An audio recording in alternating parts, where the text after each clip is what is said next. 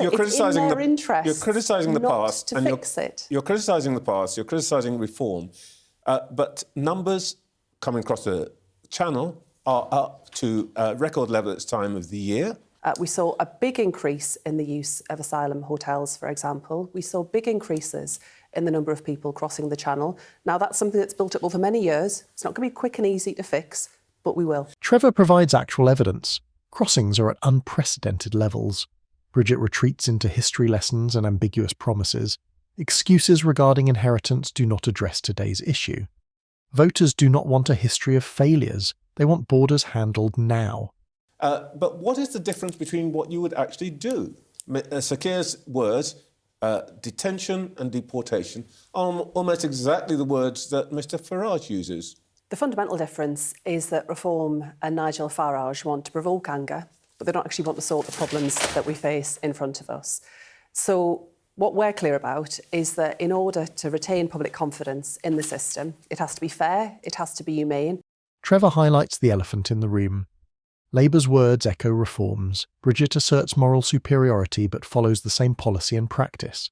The difference isn't in substance, but in spin. Trevor reveals the branding technique and Bridget has no response. Is that we'll You keep fix saying this. they're whipping up anger. The anger is there already. You see it in Epping, we see it in Diss, we see it in other places. No, the difference is we'll actually take action to do it. It's one thing to provoke anger, and I understand the frustration. Trevor tells her that popular outrage was sparked by lived experience, not reform leaflets. Hotels in neighbourhoods, rising crossings and constant promises exacerbate the rage. Bridget refers to it as provoked, as if voters were being misled like infants. Trevor urges her to confront reality. Her frustration is genuine. What you've just said is that you want to see changes in the European Convention of Human Rights. The Home Secretary has committed to looking at the Article 8 provisions to seeing whether they need updating and reforming for the modern age. Yes, that's right. She said that's something that I'll tell you why this is an issue. The Prime Minister says that it may be time to negotiate, or that you are saying, that we may need to think again about the ECHR. But the Prime Minister says, are you ready that if you discover that it's not possible to make those changes because nobody else agrees, to leave the ECHR or to suspend its use, as some of your colleagues who are Home Secretaries in the Labour Party want to do? I think that's rather getting ahead of ourselves, given that we have the work around the ECHR, and we do believe that work can be undertaken in order to... You say getting ahead of ourselves. You had a year. I mean, you've got to get on with it. You just jumped ahead. So I just said we're committed to reforming Article 8 and looking at the changes that are needed. Let's do that and see where that gets to then leap ahead and with the kind of extrapolation that you've made there, I think is a bit much. I'll tell you why this is an issue. The Prime Minister says that it may be time to negotiate, that you are saying, that we may need to think again about the ECHR. But the Prime Minister says, and I'm quoting him here, people who say that it may be time to renegotiate or suspend compliance with the ECHR are not serious people, including, and this is me, including people like Sir Malcolm Rifkind and the former Labour Home Secretaries David Blunkett and Jack Straw. The Prime Minister is saying people who want to reform, change, renegotiate, suspend the ECHR are not serious people. Now, which is it? So we have been clear, the Home Secretary and the Prime Minister alike, that we're going to look at Article 8 of the ECHR around the right to family life and how that is being applied by the courts. But yes, our standing... And changing the ECHR won't, as he suggests, put us in the same moral camp as Vladimir Putin. Look, that's what the Prime Minister said. Our standing in the world matters. If we want to strike trade deals with countries, and we've had great success in recent years in striking those trade deals in the last year, then we need to be a country that's taken seriously. We need to be a country that honours our obligations and honours the rule of law. Those are important principles. So we talk about, what the British people... To be taken seriously, it'd be a good idea if we controlled our own borders, wouldn't it? Trevor challenges Labour on contradictions. Ministers flirt with reform but refuse to recognise they may have to quit. Bridget conceals herself under the phrase work underway. Trevor emphasises the point. Genuine reform necessitates difficult decisions. Labour's half measures deceive nobody. That the Home Secretary has set out already on this around enforcement, We've removed more people this year who don't have the right to be here. We're processing more cases of asylum seekers more quickly. It is the reason that we're spending so much money on unsuitable accommodation, like hotels, is because for years, what the Conservatives did was allow these cases to stack up. It's not right and proper. It's not fair. No, you say that, but here's the problem. You say you want to get people out of asylum hotels, but you went to court this week to keep an asylum hotel in Epping open. Can you see why, for the average person, it's not clear what you're actually... I don't want to see large numbers of people accommodated in asylum hotels. I understand how frustrating it is, and I understand how the impact that can have on local communities. That's why we are committed to ending the use of asylum hotels by the end of the Parliament. But we've got to do that in an orderly way. We can't end up with hundreds of people just out on the street because a hotel has closed. So yes, we'll do it. We'll do it carefully. Trevor highlights the hypocrisy. Labour promises to close asylum hotels, yet defends them in court. Bridget begs for orderly closure, a euphemism for delay. Locals see through it. Promises for tomorrow, but hotels remain full today. As it is said in the Home Office's submission to the judges on appeal, that the rights of asylum seekers trump the interests of local people who do not want those hotels to be open. It says so in the Home Office's submission. Do ministers agree that the rights of asylum seekers trump those of local people? What we believe is that the Home Secretary and the government have a responsibility to make sure that we are doing our job in processing cases, in accommodating those in the interim who've come to our country.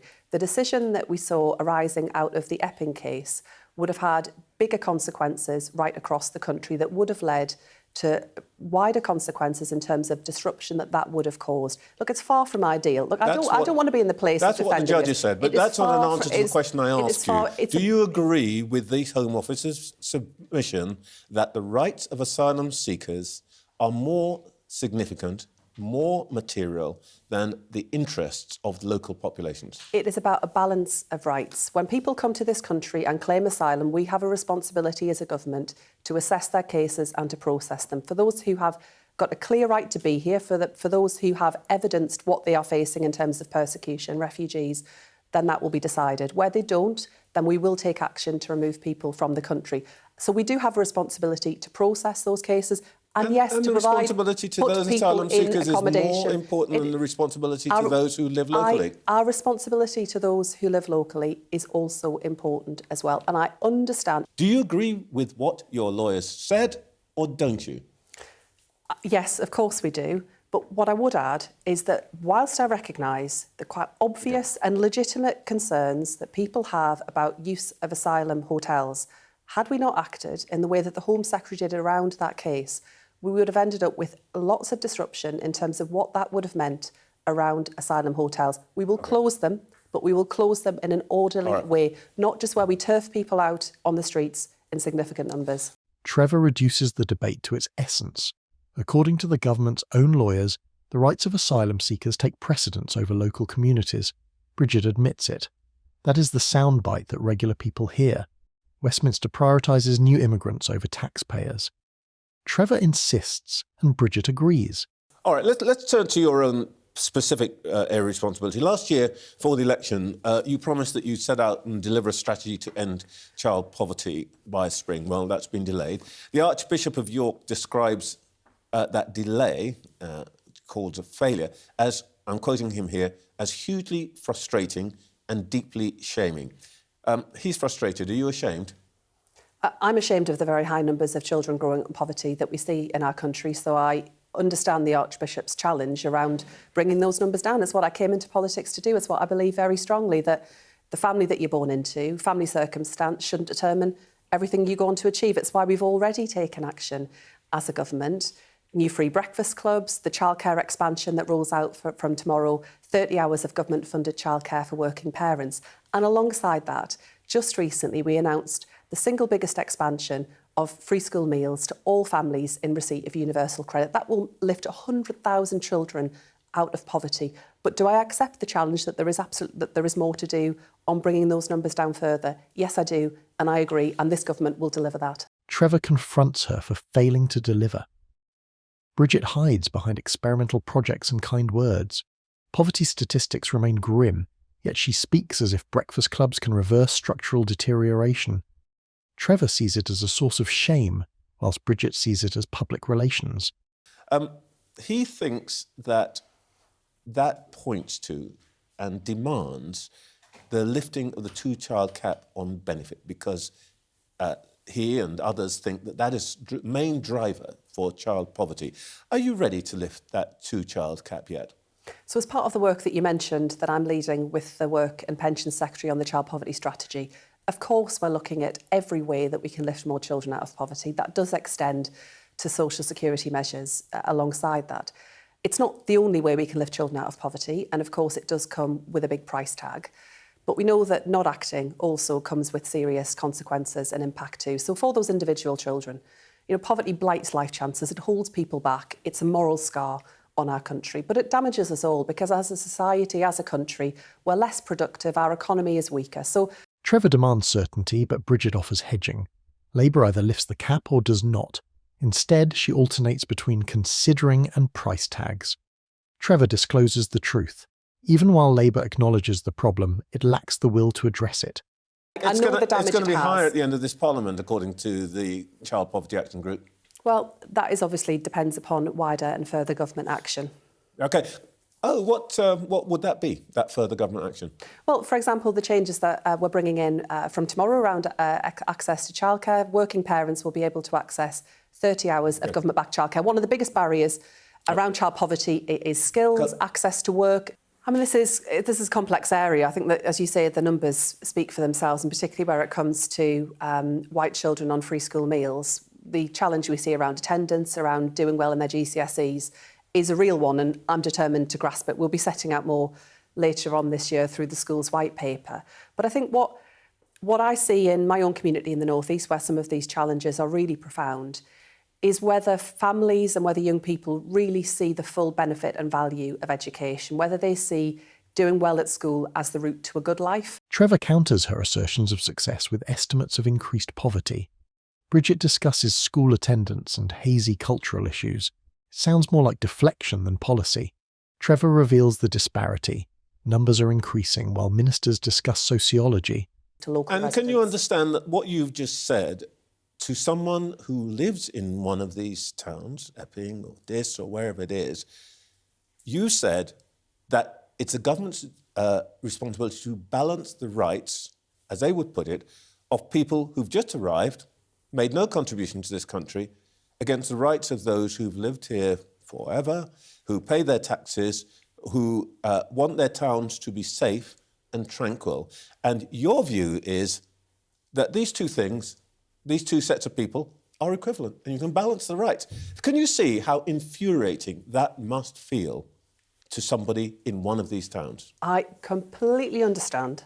No, that's not what I'm asking about. I'm asking about your view that their interests have to be balanced. That's a different question. Can you see how people would be angry about that? I do, and we wouldn't be starting from here. Look, I don't want to be in the position of having a number of asylum hotels across the country in operation. That number is coming down. We've got much further to go, and we will close them by the end of this Parliament.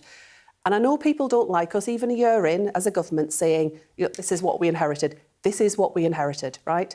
There was a widespread use of asylum hotels by the Conservatives that increased enormously at enormous cost. Yeah, you keep going back to the Conservatives. I want to ask you... Yes, but it won't be a quick fix. We will sort it. Your lawyers, under your guidance, have said in terms that the rights of asylum seekers are more important than the rights of local people in Epping Forest.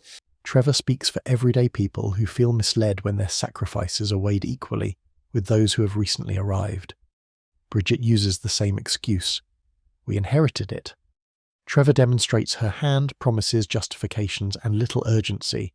Let us know what you think down below in the comments.